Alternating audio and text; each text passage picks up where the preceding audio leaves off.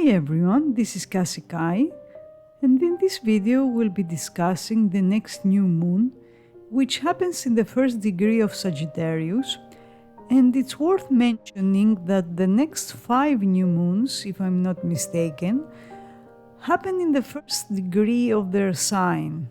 And that means one thing: change, new beginnings, and fresh energy.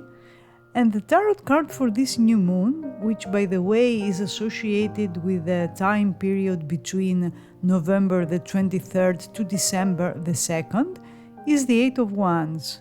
I should say here that the eights in general are associated with the Strength card in Major Arcana, and eights are pushing us beyond the structures, beyond the limitations we have created, as we were progressing from the ace to 8. Eights show us that the situation we find ourselves in needs to progress, needs to evolve, but we do need to use our power and take the next step. The Eight of Wands is a very high energy card. It's called swiftness, and it foretells unexpected events, surprising events, and its purpose is to release that energy that we keep suppressing or that we cannot express for one reason or another. And it's as if life itself intervenes and pushes us to make changes and to produce results that we could not produce by our own. You can expect that things will speed up, developments will start happening one after another, and it's very important to stay with this energy, to go with its flow, to follow life wherever it takes you. And at this stage, I'd like to talk about the Sabian symbol of this new moon, which describes the image of retired army veterans gathered around a campfire to reawaken old memories. As you can imagine, this symbol talks about some sort of reunion with a group of people or with someone you shared your time, your life, your experience with in the past, and you have shared the same struggles, the same fights, the same difficulties and challenges, like soldiers at war do. And this reunion can trigger feelings of joy, triumph, and passion, but it's very important to keep in mind the energy of this symbol and the energy of the Eight of Wands that's moving in high speeds, having a very specific goal, a very precise target. The Eight of Wands is one of the cards associated with the future. So we have a certain dynamic here between past and future, and it's very important to define ourselves by our future self and not by our past self. That means we do keep the lessons of the past and all those experiences that made us who we are today, but we plan our life and we make decisions and we take action according to what we want to become and who we want to be in the future. Humans always desire change ever since we lived in caves, and that's not a bad thing, that's not greed, that's a deeper need we have, but most of us have shackles on our feet that keep us stuck, and those shackles are the baggage we carry from past experiences, past failures that do not allow us to thrive.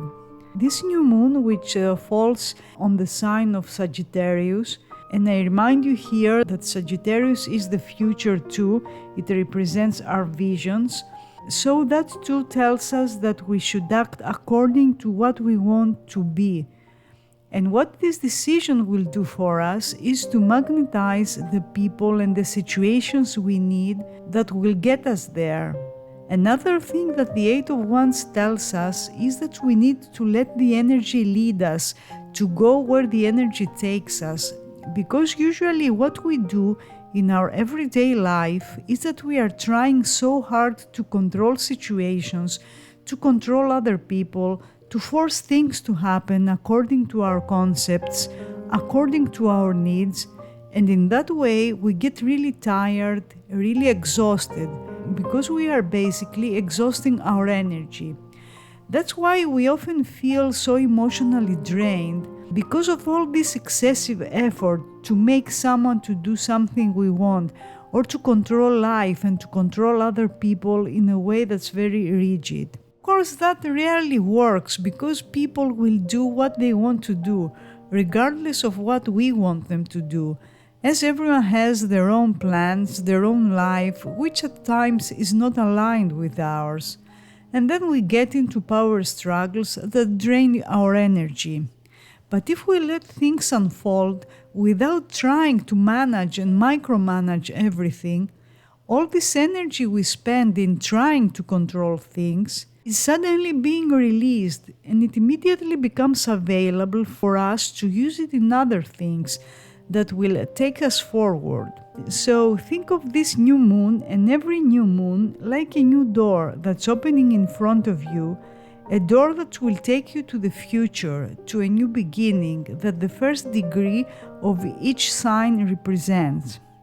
My advice is to enter this new door and try not to turn it into a revolving door that always brings you back to the same position and to the same point.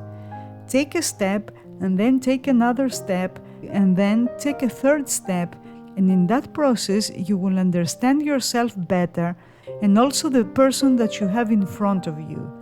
Try not to exaggerate the past, try not to over-idealize it in order to justify your current decisions and your current methods, because in that way you will end up being a prisoner of war. And what prisoners of war experience is pain. But we don't want pain, we want to overcome those restrictions with the great power that eights represent, with our will, with our intelligence, with our strengths. The Eight of Wands is like a rocket launching at high speed, and we do need to fasten our seatbelts, but it will take us to the future. Now there's no time to lose, developments will happen fast, and you can now close any unfinished business you had in a very efficient way and liberate yourself from stagnation and inertia. I wish you a very happy new moon.